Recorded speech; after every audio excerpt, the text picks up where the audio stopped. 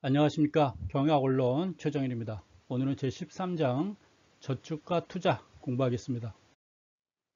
첫 번째, 저축과 투자의 이해입니다. 의미가 뭐냐면 저축이라 함은 절약하여 모아두는 것, 즉 현재가 아닌 미래를 위해서 필요한 돈을 모으는 것, 그것이 저축입니다. 저축의 특징이 있어요. 장점과 단점이 있는데 가입 시점에서 이미 정해진 만기의 이자 수익을 알 수가 있어요. 저축은 원금과 이자 손실은 거의가 없습니다. 하지만 이자 수익 이상은 더 이상 얻기 어려워요. 이자만 준다 그런 얘기입니다. 그래서 저축에 대해서 공부했고요.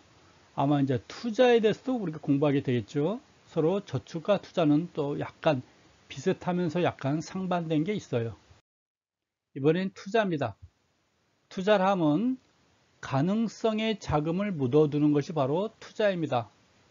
원금 손실의 위험을 감수하고라도 자금을 투입하여 수익을 추구하려는 것.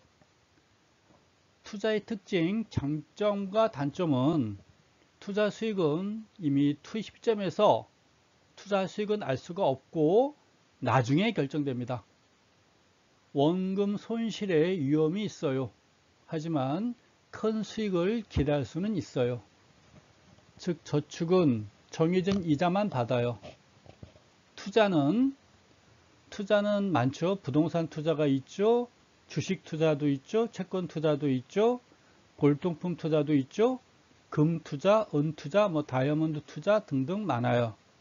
네, 건물 투자도 있고요. 아파트 투자도 있고요. 그래서 투자는 가입 시점에는 투자하는 시점에서는 몰라요. 내가 얼마나 벌지 나중에 지나봐야 아는 것이겠죠. 심지어 원금도 잃어버릴 수가 있어요. 저축과 차이점이 있다면 저축은 이자만 받겠으나 투자는 운이 좋으면 또는 투자를 잘했다면 큰 수익도 기대할 수가 있는 거겠죠. 그래서 저축과 투자 장점과 단점. 투자의 장점은 예금의 저축의 단점이고 투자의 단점은 저축의 장점이 될 수 있는 거겠죠.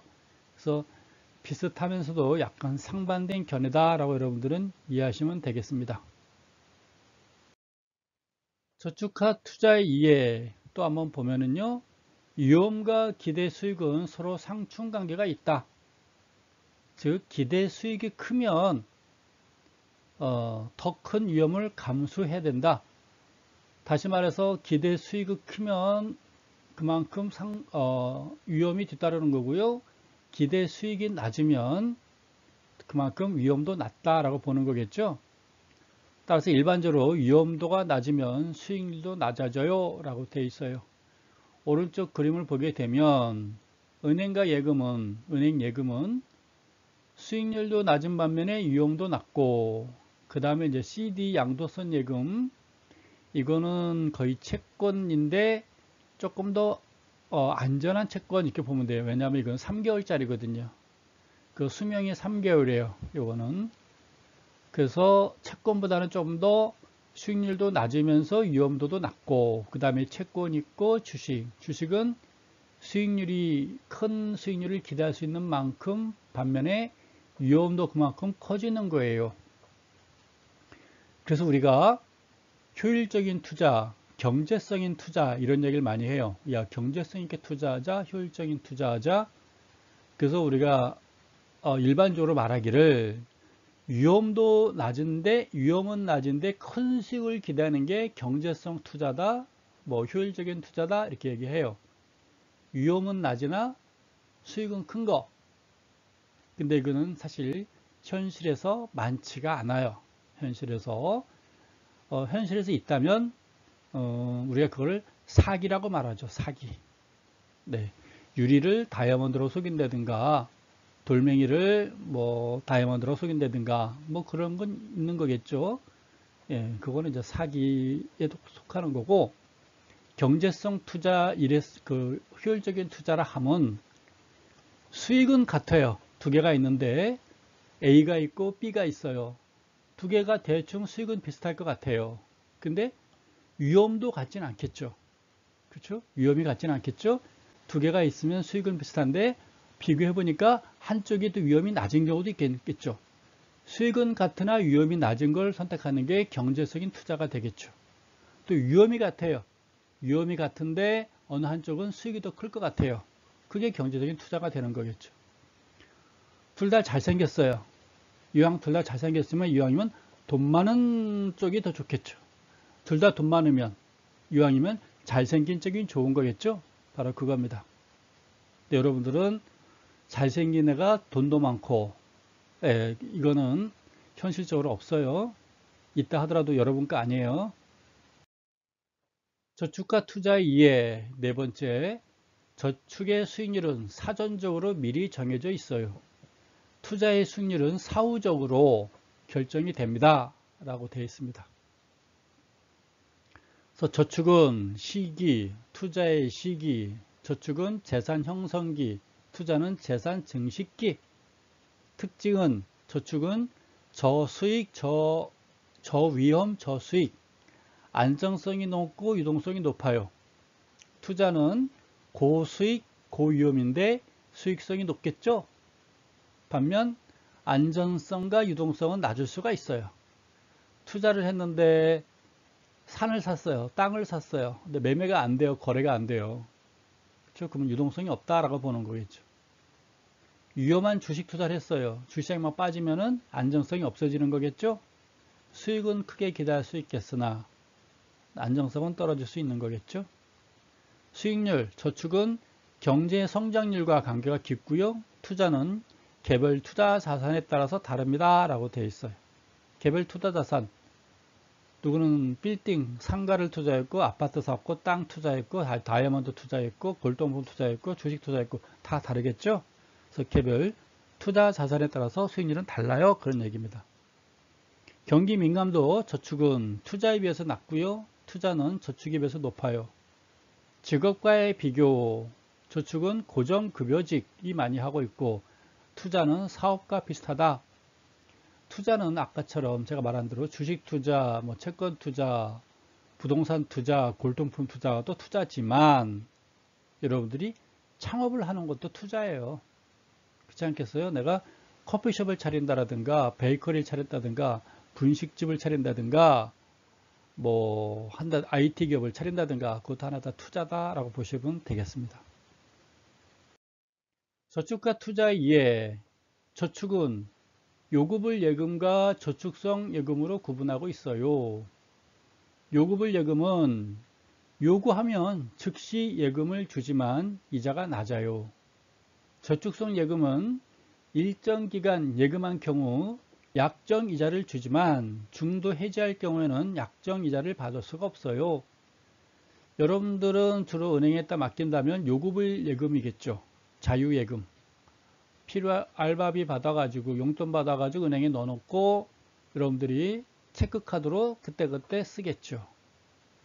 한번 저축하게 되면 한 달도 안 돼서 다 갖다 쓰겠죠. 용돈 갖다 집어넣으면 한 달도 안 돼서 다 쓰지 않겠어요? 바로 그겁니다. 물론 이자가 낮아요. 저축성 예금은 이 다음에 여러분들이 이제 대학 졸업하고 취업을 했어요.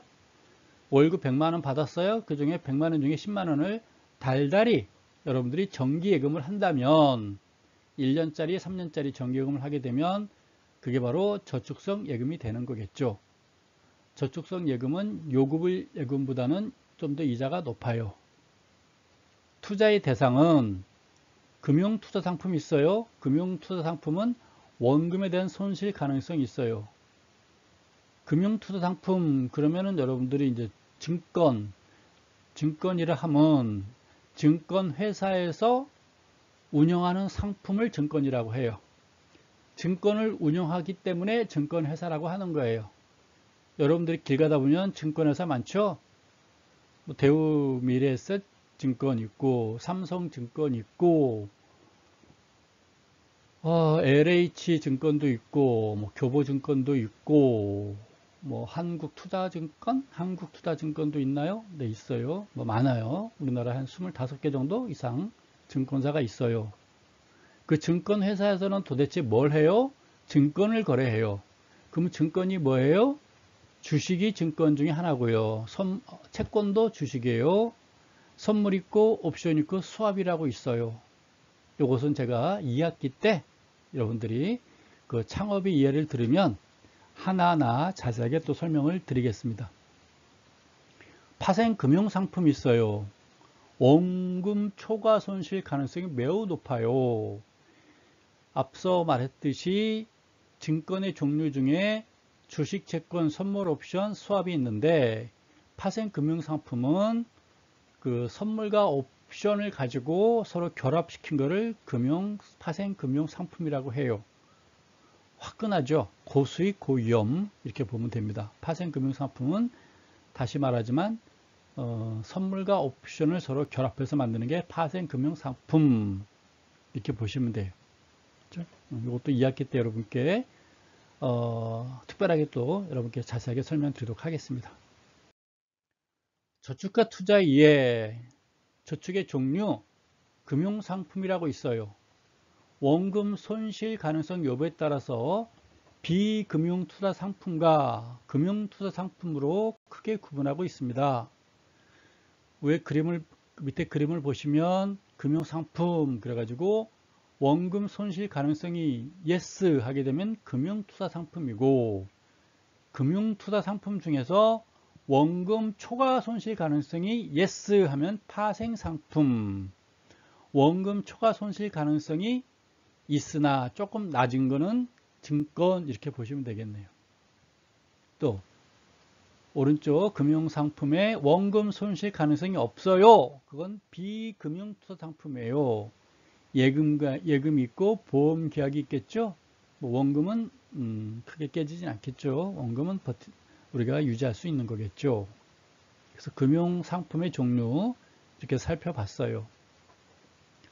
또 볼까요? 투자의 필요성, 금융환경의 변화 1 이렇게 되어 있습니다. 저금리 시대예요. 지금은 저금리 시대. 여러분들이 채권을 산다든가 은행에 1년간 돈을 맡기게 되면 그 정기예금 금리가 1년짜리가 요새 1.5%인가요? 아마도 이자에 대해서 세금을 떼고 나면 1% 정도 받을 거예요. 그렇죠? 현재 물가 상승률을 감안하게 되면 아마도 실질 금리는 제로가 맞아요. 이 저금리 시대 1.5%라는 것은 명목 이자예요. 명목 이자율.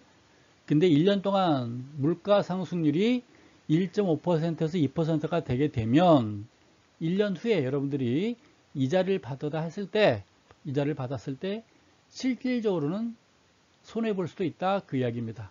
앞에서 여러분들이 한번 공부했었죠. 명목금리, 실질금리. 그래서 실질금리는 마이너스가 될 수도 있다 그런 얘기예요. 저성장 시대입니다. 실업이 증가하고 있고 평생 직장 개념이 사라지고 있고 그러는 저성장 시대에 우린 살고 있어요. 이 금리에 대해서 여러분께 자세하게 좀 더 보충 설명하게 되면 여러분들이 살고 있는 요즘에는 금리가 1.5%까지 내려왔잖아요. 항상 1.5%는 아니었어요. 1990년대는 한 12%에서 15% 왔다 갔다 했었어요. 금리가 12%, 15%. 그러면서 1997년도 10월 달에 외환위기, IMF가 발생하면서부터 금리가 한순간에 25%까지 올라간 적도 있었어요. 예. 그러다가 이제 2000년도 넘어서면서부터 금리가 안정되면서 20%에서 15%, 10%, 5% 쭉쭉쭉 내려와가지고 지금은 1.5까지 내려왔습니다. 아마 제로금리 시대가 될 수도 있어요. 성장이 멈추면 제로금리가 되겠죠. 성장이 멈추면. 저성장과 고령화 사회로 접어들고 있어요. 대한민국이. 낮은 출산율과 기대 수명 증가로 인해서 고령화 사회로 진입하고 있고 저축만으로는 좀 더 높은 수익을 기대할 수가 없어요. 따라서 저축도 하면서 포트폴리오 차원에서 일부는 또는 많은 비중을 투자로 전환할 필요성을 느끼고 있다라고 보는 것입니다. 투자 대상은 항상 필요한 거겠죠. 어디에 투자할 것인가? 나는 여윳돈이 있으니까 커피숍을 차리겠다. 나는 뭐 베이커리를 차리겠다. 분식집을 차리겠다. IT 기업을 차리겠다 할 수도 있는 거겠고, 상가를 사겠다. 그래서 임대업을 하겠다. 땅을 사놓겠다. 농사를 짓게요. 빌딩을 살게. 돈 많은 사람 얘기했네요. 네, 그런 얘기입니다. 네, 공익광고 사진도 있어요. 투자의 필요성, 금융환경의 변화 2, 기업 가치가 향상되고 있어요. 경영의 효율성과 투명성이 점차 높아지고 있습니다. 장기 투자가 확대되고 있어요. 장기 투자의 중요성이 인식되고 펀드를 통한 간접 투자 인구가 증가하고 있습니다. 투자 환경 개선, 다양한 금융 신상품을 출시하는 환경과 금융 투자회사의 자산관리 서비스가 점차 제공되고 있어요. 요즘에 은행 가게 되면, 은행 안 가더라도 여러분들이 아마 온라인으로 예금하겠죠? 온라인으로 여러분들이 금융상품이라든가 온라인으로 뭐 이체를 하려고 금융기관에 들어가게 되면 아주 간편하게 해놨어요. 남녀노소 구분하게 없이 누구나 사용하기 편하게 아주 간편하게 되어 있고, 또 안전성 보장대가 되어 있고, 보안성 잘 되어 있고, 또한 다양한 정보를 얻을 수가 있어요. 그렇죠? 그래서 요즘에는 잘 돼 있다 그런 얘기예요. 투자 환경이 잘 돼 있고 각 금융 온라인 이용하는데 불편함이 없다 그런 얘기입니다. 투자 환경의 필요성, 금융 환경의 변화 3, 미국과 한국의 가계 자산 운용을 비교해 봤습니다. 한국의 경우를 보니까 부동산이 약 80%고 금융자산이 20%. 이거는 평균이란 얘기예요. 평균이 이렇게 나왔다는 얘기는 상위 10%가 상위 10% 때문에 비중이 이렇게 나왔어요. 아마 70% 이하 중산층, 서민층들은 금융자산은 거의 없고 부동산 비중이 80%가 아니라 100%를 넘어선 110%, 120%가 될지 몰라요. 어떻게 부동산의 비중이 110%, 120%가 나와요? 그러면 금융자산이 뭐겠어요? 마이너스 10, 마이너스 20이라는 얘기겠죠. 그 이야기는 뭘까요? 여러분 주위를 한번 둘러보면 지금 살고 있는 집을 살려고 은행에서 대출받은 거예요. 그래서 3억짜리 아파트를 샀으면 안방은 내게 아니죠. 안방은 은행 거죠. 왜? 안방만큼의 비중은 3억짜리 집을 사는데 5천만 원은 대출받았거든요. 그렇죠? 그럼 5천만 원어치 안방은 은행 거라 보면 되는 거겠죠. 바로 그겁니다. 그래서 대부분 중산층, 서민층들은 은행에서 대출받아서 집을 사고 하는 거기 때문에 부동산 비중이 100이 아니라 110%, 120%에도 올라가는 거고 금융자산은 마이너스 10, 마이너스 20 되는 경우도 있다라고 보는 것입니다. 이해 가시나요? 미국은 부동산의 비중이 33%, 금융자산이 67%. 비교해보면 한국은 부동산에 대한 비중이 너무 커요. 그래서 만에 하나 부동산가가 하락할 경우에는 손실이 한국은 어마어마 커지겠죠. 그렇죠? 은행에서 대출 받았는데 부동산가가 하락하게 될 경우에는 대출비도 못 받고 이자만 내는 경우도 발생할 수 있잖아요. 바로 그런 겁니다. 그래서 따라서 한국은 부동산에 편중된 자산 포트폴리오가 문제가 있고요. 너무 편중돼 있어요. 부동산의 가격이 하락한다든가 주택 보급률이 100% 육박한다든가, 아마 수도권은 많이 100% 육박했죠. 인천, 부천 같은 경우는 이미 100% 넘어섰고요. 주택 수요 감소 등으로 인해 가지고 부동산 투자가 고수익을 보장하지는 못하고 있어요. 우리나라는 돈 많은 사람들이 강남에 있기 때문에 강남 천국이죠. 강남 지역은 부동산 가지고 재미를 보고 있으나 강북이라든가 그 외 수도권 지역들은 좀 쓸쓸하죠.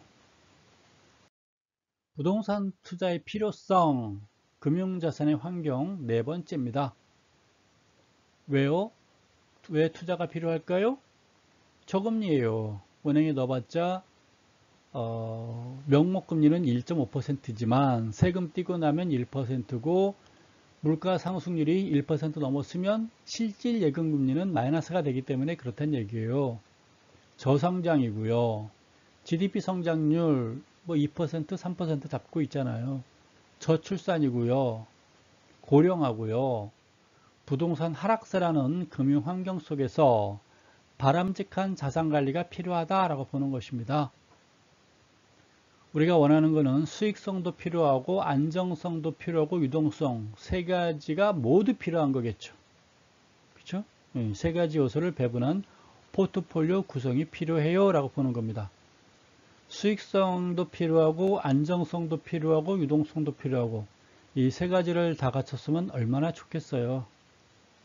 그렇죠? 네. 예를 들어서 잘생긴 애가 돈도 많고 성격도 좋아요. 더 이상 바랄 게 없는 거겠죠? 바로 그런 겁니다. 현실에는 많지 않다는 거, 막상 있다 하더라도 내 거가 아닐 수도 있다는 거 감안하시기 바라시면 돼요. 투자의 필요성, 금융환경의 변화 5. 청소년기 투자의 시작은 용돈 관리에서부터 출발한다. 여러분들이 아직까지 용돈 받고 있잖아요. 그렇죠? 한 달에 용돈 받았으면 용돈 관리를 어떻게 할 것인가? 용돈 관리 잘하는 친구들은 이 다음에 대학 졸업 후 취직한 다음에도 자산 관리, 투자를 잘 하겠죠. 용돈 관리 능력은 나중에 가정 살림과 국가 경제를 이끌어가는 기초가 된다라고 보입니다. 합리적인 용돈 관리를 위해서는 먼저 계획을 세운 다음에 소비하고 항상 자신의 소비를 되돌아보는 습관이 필요해요. 옆에 그림을 보니까 가계부가 있어요. 수첩이. 이왕이면 적는 게 좋겠죠. 이번 달 용돈 어떻게 썼는지 기록하면 한 달 후에 내가 너무 술값을 많이 썼구나, 옷값에 너무 많이 투자했구나, 화장품 값을 너무 투자를 많이 했구나 라고 돼 있을 것 같습니다. 피자 좀 줄여야 되겠네, 다이어트도 안 좋은데, 뭐 이렇게죠. 술값 줄인 것 중요해요. 따라서 용돈 기입장 수첩이 때로는 필요하다. 여러분들은 뭐 기입장이 없더라도 여러분들은 핸드폰에다가도 적어도 괜찮겠어요? 저는 달력에다가 주로 많이 적어요. 오늘 무슨 일 이렇게 뭐 금액까지는 안 정하지만 항상 그 기록하는 건 중요한 겁니다. 알뜰살뜰 좋은 거겠죠? 다음 페이지 커피 한 잔 마시고요.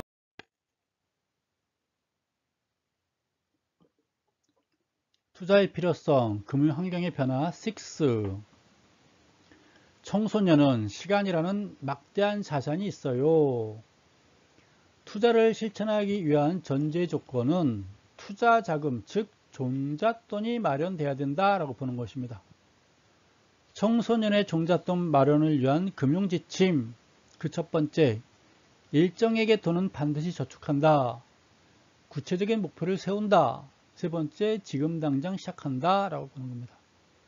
다이어트, 지금 당장 시작한다. 구체적인 목표를 세운다. 그렇지 않겠어요?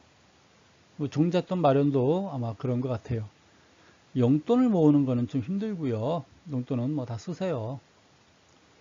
그 대학 졸업 후 취직한 다음에 월급 받으면 이렇게 하라 그런 얘기입니다. 100만 원 받으면 10%, 20%, 30%는 저축한다라고 보면 되겠죠.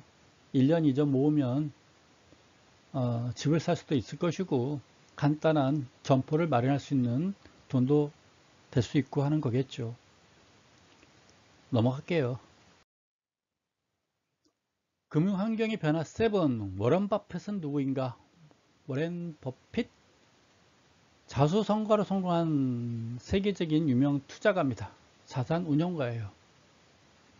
세계 최고의 투자 전문가입니다. 세계 최고 수준의 갑부예요.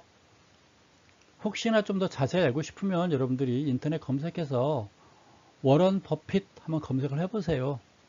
뭐 처음부터 돈 많은 사람은 아니었고요. 청소년기 때는 뭐 불우하게 자랐으나 나중에 돈 많이 벌었어요. 워런 버핏이 부자가 된 이유는 그 첫 번째, 어린 시절부터 금융 공부를 열심히 했대요. 열심히 저축해서 금융 투자 자금, 즉 종잣돈을 마련했고요. 계속 공부해 나가면서 투자를 했습니다.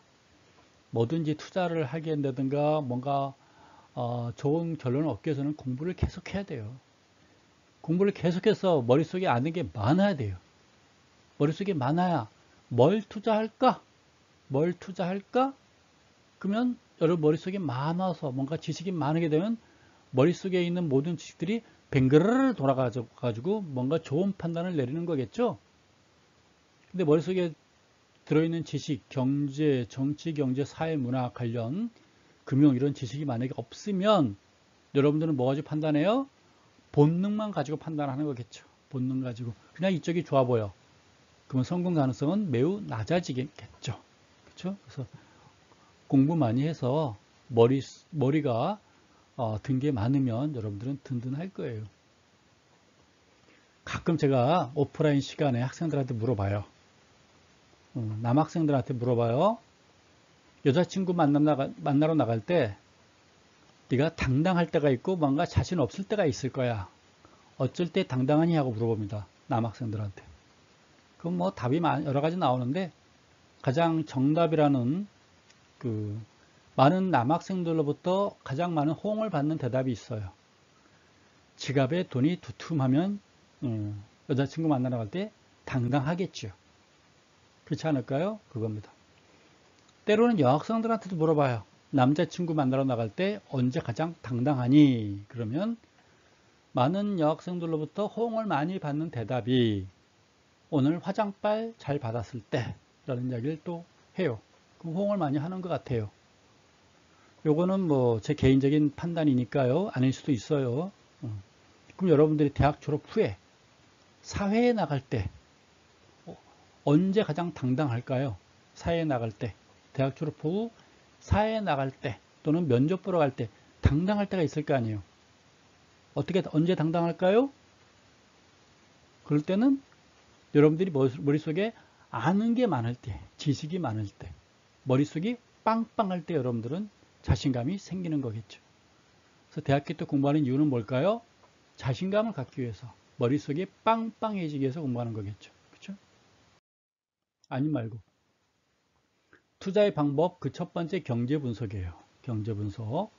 경제 분석은 국제 경제라는 것도 분석하는 거예요. 전 세계 경제를 분석하고 그 다음에 이제 국내 경제를 분석하는 거예요. 이 경제 분석은 주가에 영향을 미치는 요인들입니다. 주가에 영향을 미쳐요.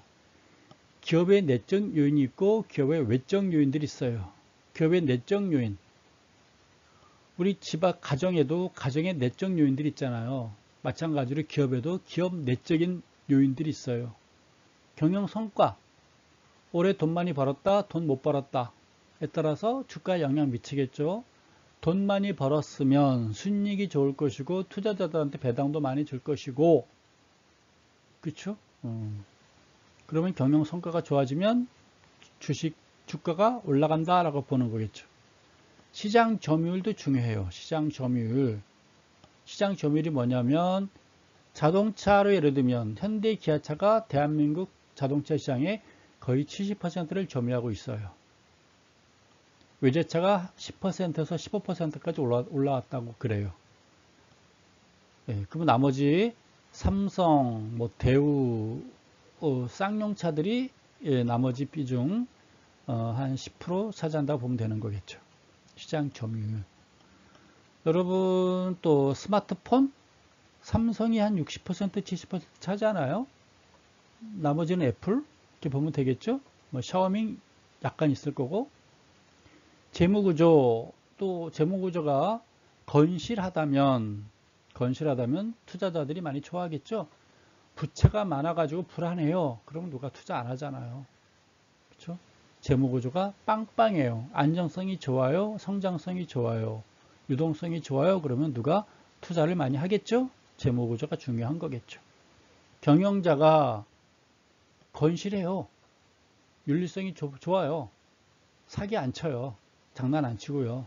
네, 아주 도덕성이 바르고 믿을 만한 사람이 경영자예요. 회사를 위해서 열심히 일하는 사람이에요. 자신을 위해서 일하는 게 아니라 회사를 위해서 열심히 일하는 사람이 있어요. 믿을만 하겠죠. 대통령도 마찬가지예요. 네, 나라를, 국가를 위해서 열심히 일하는 대통령이 있고, 자신을 위해서 일하는 사람들도 있었었죠. 네, 바로 마찬가지입니다. 그 결과는 여러분들이 또 잘 아실 거고, 마찬가지. 연구 개발 능력이 있느냐 없느냐 중요한 거겠죠. R&D 투자, 연구비 투자를 많이 하게 되면 새로운 뭐 신상품 꾸준히 나오면서 세계 경제 변화, 금융시장 변화, 경제 변화에 대해서 잘 따라가는 거겠죠. 공부를 열심히 해서 머리가 빵빵해지는 얘기는 사회 환경 변화에 잘 따라가는 거예요. 공부 안 하면 세상이 어떻게 변화가는지 모르잖아요. 그러면 남 뒤만 따라가는 거예요. 똘똘한 사람들은 예를 들어서 환경 변화 어떻게 변하는지 미리 알죠. 공부를 하기 때문에. 공부하지 않은 사람들은 그 사람 뒤만 따라가는 거예요. 항상 한 발 늦어요. 기업의 이미지가 좋으냐 나쁘냐 이거 역시 중요한 거겠죠. 그렇죠? 기업의 이미지가 좋으냐 나쁘냐 중요합니다. 예전에 여러분보다 여러분 선배들이죠.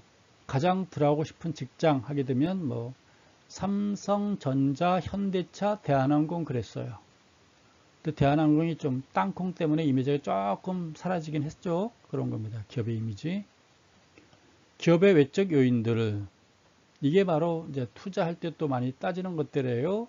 경기가 지금 호황이냐 불황이냐, 금리가 올라가냐 내려가냐, 국민소득, GDP가 현재 몇 %까지 왔니, 통화량이 지금 많이 풀렸니 적었니, 물가 올라가니 내려가니, 환율이 올라가니 내려가니에 따라서 이런 요인들은 대한민국 수출과 수입에도 영향을 미치는 거고 우리가 주식, 주가에도 절대적인 영향을 미치는 요인들이다 라고 보시면 되겠어요.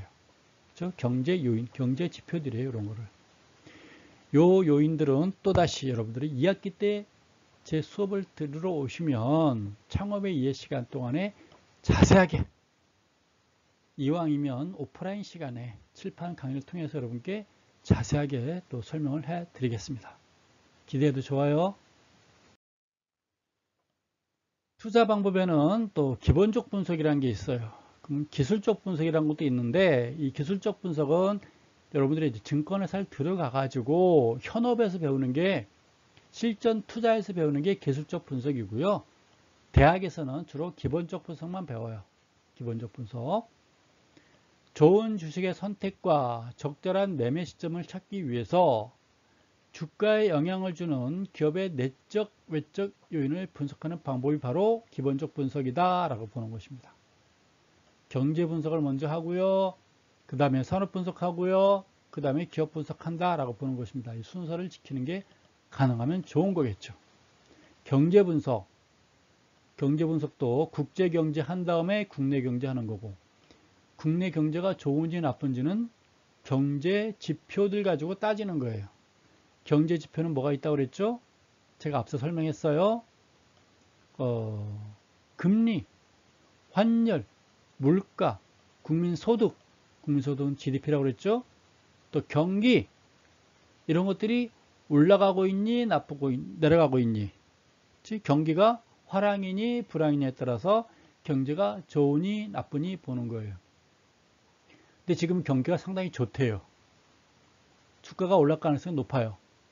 주가가 올라가면 이 모든 산업이 다 올라가는 건 아니잖아요. 이 산업이란 건 뭐냐면 우리 주위에는 음식료도 있어요. 음식료가 뭘까 봤더니 롯데도 있고요. 오리온도 있고요. 크라운도 있고요. 혜태도 있고요. 빙그레도 있고요. 오뚜기도 있고요. 풀무원도 있고요. 많아요. 그런 게 이제 식품업이겠죠. 그 다음에 이제 의약업품도 있고, 제약, 종근당 있죠. 동화약품 있죠. 동화제약 있죠. 유한양행 있죠. 많이 있잖아요. 제약회사들, 그건 제약 관련주들이고. 그 다음에 이제 화학 관련주 있잖아요. LG화학도 있고, 또 석유화학 관련도 있고, 한국화학도 있고, 또 정유소도 있죠. 정유소, 쌍용주유소, 현대정유, 뭐 SK정유, 뭐 이런 것도 있고요. 많이 있어요. 철강에서도 있고요. 뭐 건설에서도 있죠. 건설에서도 있고, 은행도 있고, 증권회사도 있고, 보험회사도 있고, 그렇죠? 많이 있어요. 또 가구 만드는 목재회사도 있고, 또 종이 만드는 종이회사도 있고, 출판사도 있고, 또 옷 만드는 회사도 있죠. 섬유회사도 있고, 그렇죠? 많이 있잖아요. 이게 산업이라고 그래요. 산업. 크게 대분류가 16개 산업이 있어요. 자동차 만드는 업체도 있고요. 또 비행기, 운송업체도 있잖아요. 기계 만드는 업체도 있고. 그렇죠? 이 대분류가 16개 산업이 있어요. 여러분도 아마 졸업 후에 가고 싶은 산업이 있겠죠? 나는 금융산업 쪽에 가고 싶어요. 나는 IT 쪽으로 가고 싶어요. 그렇죠? 여러분들은 뭔가 가고 싶어하는 분야가 있을 거예요. 나는 유통이나 물류업체로 가고 싶어요. 그렇죠? 그렇겠죠? 그 산업 분석을 하는 겁니다. 이 산업 쪽에서 어떤 산업이 가장 많이 올라갈 것인가? 이왕이면 상승 가능성이 가장 높은 여러분들은 산업을 선택하겠죠. 아무래도 IT가 아니겠니? 반도체 업종 아니겠니? 라고 여러분들은 반도체 업종, IT 업종을 만약에 꼽을 수 있겠죠. 그렇죠? 그러면 그 산업 내에서 또 가장 앞서가는 기업이 있겠죠? 삼성전자가 좋은가 보다. 아니면 NC소프트가 좋은 거 아니야? 뭐 이렇게 여러분들은 선택할 수 있는 거겠죠? 그래서 경제 분석, 산업 분석, 기업 분석 이렇게 순서대로 골라보는 겁니다. 오늘 시간은 경제 분석과 산업 분석만 할 거예요. 기업 분석은 2학기 때 오시면 여러분께 칠판 강의 통해서 자세하게 설명드릴게요. 투자 방법, 경제 분석 3. 경기와 주가 관계가 있어요. 경기가 좋으면 주가는 상승하고 경기가 나쁘면 주가는 하락해요. 주가는 경기 변동보다 앞서 움직이는 경기의 선행지수이고요. 일반적으로 주가는 경기에 6개월 내지 9개월 정도 선행한다고 이야기를 해요. 항상 그런 건 아니나 통계적으로 따져보니까 주가가 먼저 움직이면 한 6개월 내지 9개월 후에 경기가 움직이더라. 주가가 하락하고 6개월 내지 9개월 봤더니 경기도 꺾이더라. 이렇게 보는 겁니다. 경기 변동은 불황기, 회복기, 호황기, 쇠퇴기로 서로 이게 순환 상승하는 거죠. 주가는 호황기 정점에서 하락하는 것이고 불경기 저점에서 상승으로 전환한다라고 보는 것입니다. 이것도 여러분 2학기 때 오면 제가 칠판 강의를 통해서 자세하게 설명드릴 겁니다. 투자 방법, 경제 분석 4. 통화량과 주가예요. 통화량 증가는 대체로 주가 상승으로 연결돼요. 늘어난 자금이 기업으로 흡수가 되면 투자 확대로 수익성이 높아짐에 따라서 주가는 상승하게 됩니다. 늘어난 자금이 민간으로 흡수가 되면 민간의 주식 매입 활성화로 주가 상승이 나타난다라고 보는 것입니다. 통화량은 시중에 돈이 많다는 얘기예요. 시중에 돈이 많게 되면 땅도 사고 건물도 사고 아파트도 사고 골동품 사고 금도 사고 이것저것 다 사고 그래도 돈이 나오면 주식도 사볼까 그러는 거겠죠. 그럼 주식시장도 올라간다고 보는 거겠죠. 돈이 많으면 이것저것 다 사놓고 혹시 모르니까 주식도 사볼까 그러는 거예요. 그래서 시중에 돈이 많이 풀려 있으면 주식시장엔 호재다라고 보는 것입니다. 금리와 주가, 일반적으로 금리와 주가는 반대 방향으로 움직여요 라고 보는 겁니다.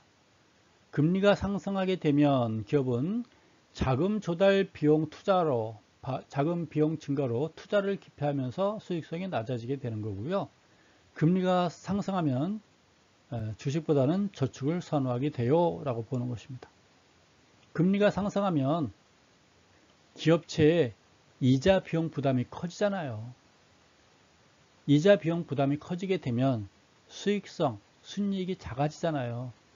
순이익이 작아지니까 주가는 하락하게 되는 거겠죠. 또 금리가 높으면 굳이 주식 살 필요 없죠. 은행에다만 넣어놔도 높은 이자를 주니까. 그렇지 않겠어요? 뭐 금리가 낮으면 반대겠죠. 은행에 예금 넣어봤자 이자도 안 나와. 에이, 그러면 그냥 주식 투자를 하지. 바뀐다 그겁니다. 넘길게요. 이번에 물가와 주가의 관계들이에요.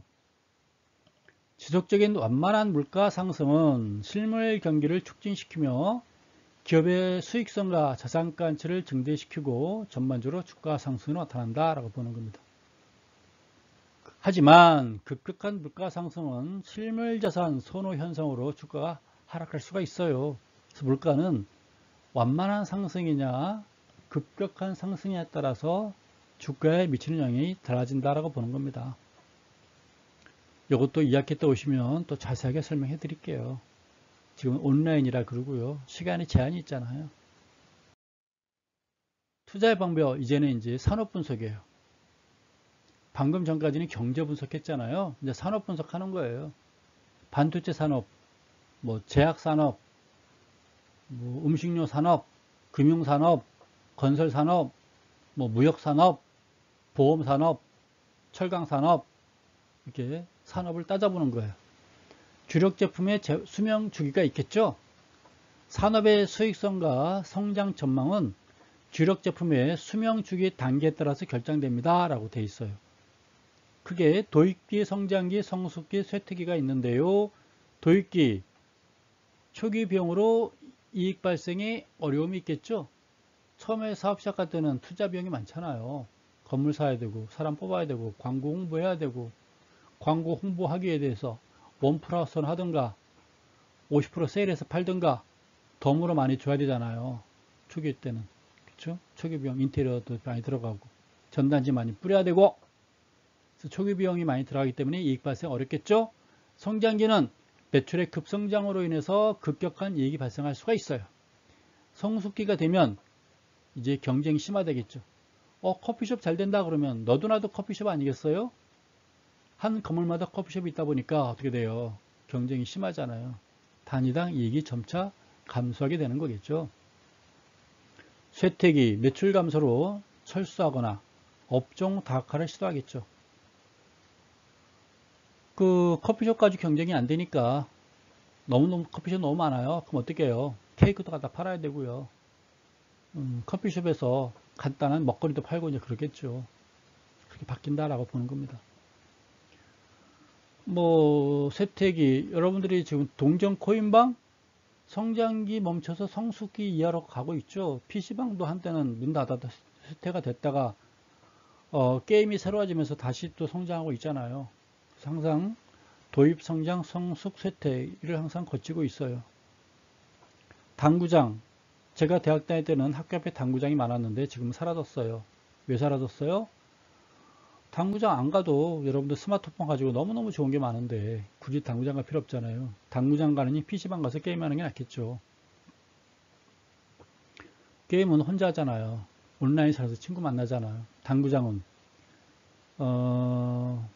같이 당구 칠 상대가 있어야 돼요. 치고 나면 게임이 내고 나면 기분 나빠져요. 투자 방법, 산업분석 2. 주력 제품의 수명 주기가 있군요.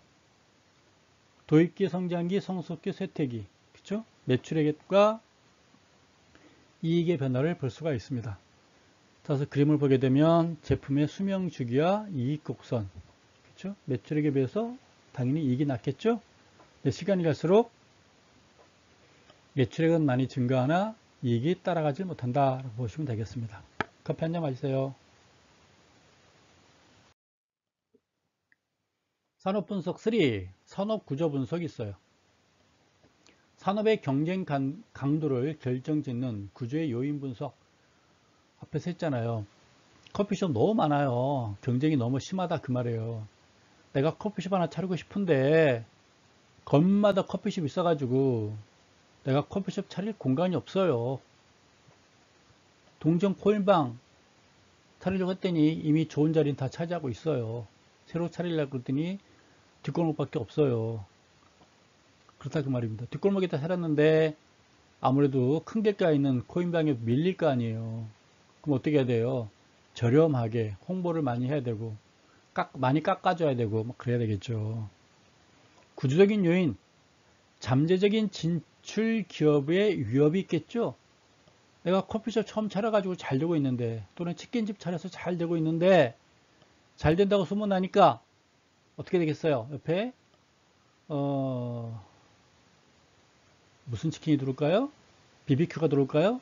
BBQ가 들어온다든가 KFC가 들어온다든가 네네치킨이 들어온다든가 막 돌아버리면 경쟁이 더 심해지잖아요.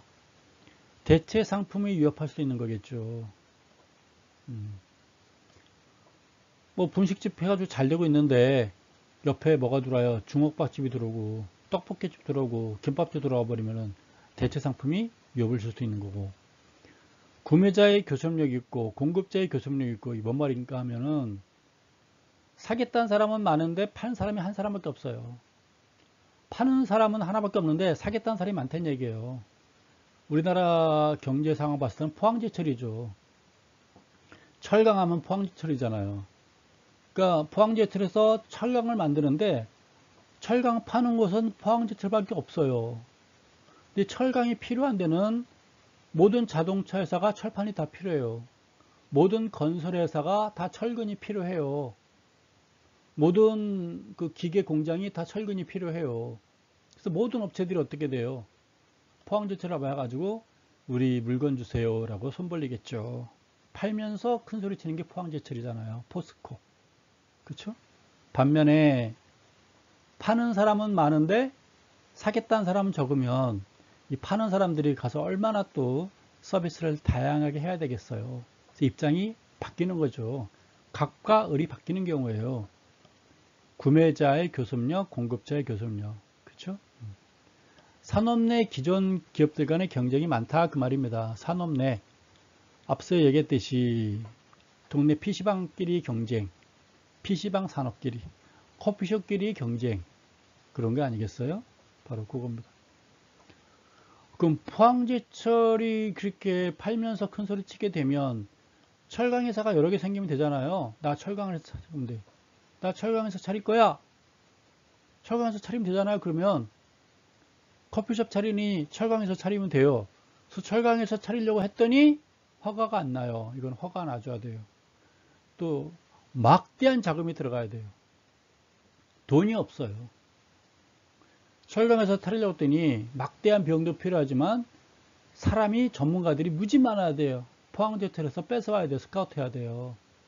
힘들잖아요. 그게 바로 이제 진입장벽이에요. 진입장벽. 철강회사 차리려고 했더니 장벽이 너무너무 높아요. 그래서 진출하고 싶어도 못한다 그 말입니다. 그럼 왜 커피숍은 이렇게 많아요?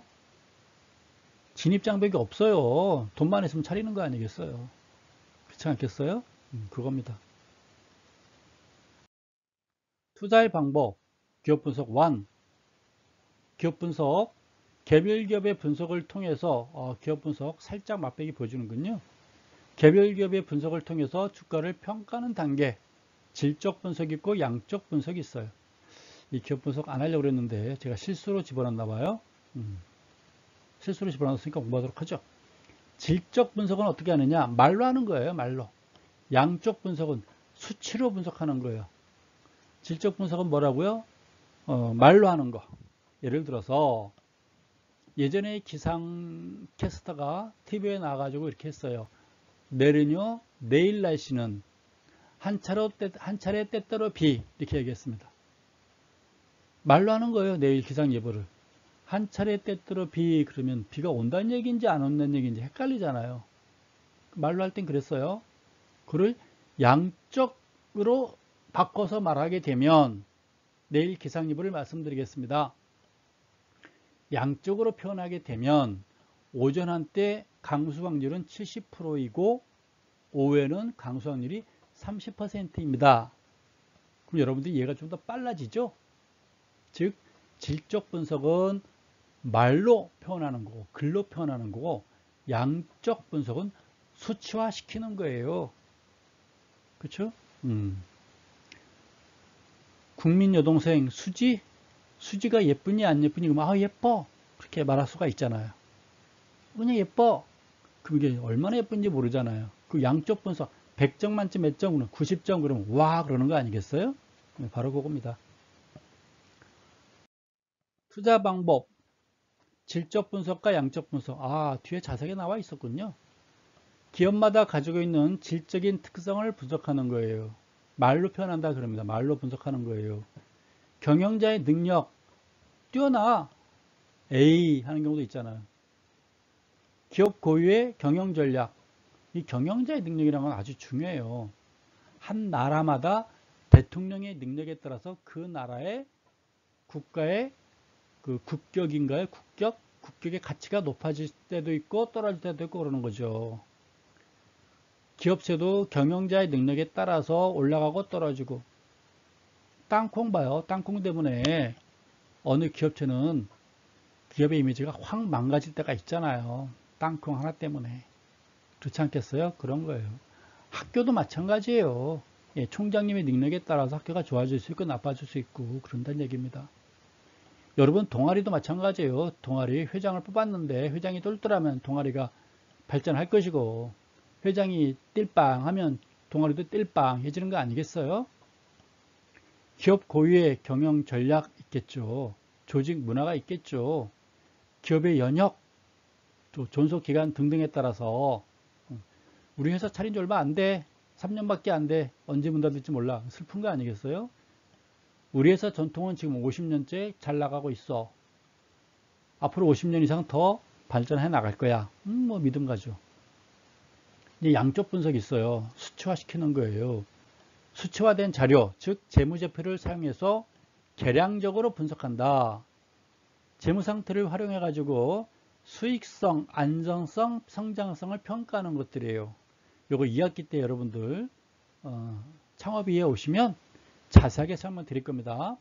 주당 순이익은 발행 주식수분지 당기 순이익 따지는 거고, 주가 수익 비율 퍼라고 그래요.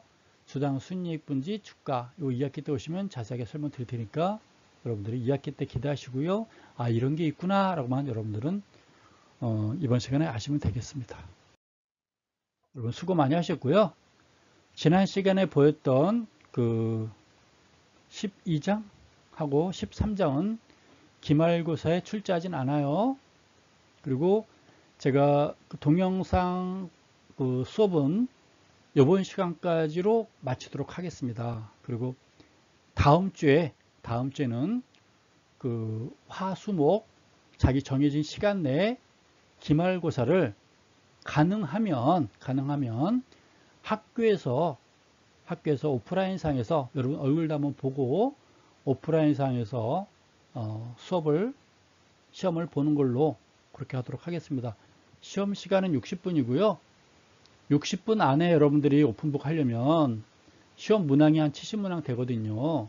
OX, 오지선다, 간단한 단답형, 서술형에서 한 50문제 되는데, 70문제 되는데, 공부 안 하면 요 문제가 어디 있는지 몰라요. 그래서 책을 여러분들이 쫙 공부하면서 어디에 뭐가 있는지 아주 그냥 달달 알아야 돼요. 그럼 책을 여러 번 읽어봐야 된다 그 말입니다. 여러분 이번 학기 수고 많으셨고요. 다음 주 그 시험 시간대 뵙도록 하겠습니다. 공부 많이 하세요. 감사합니다.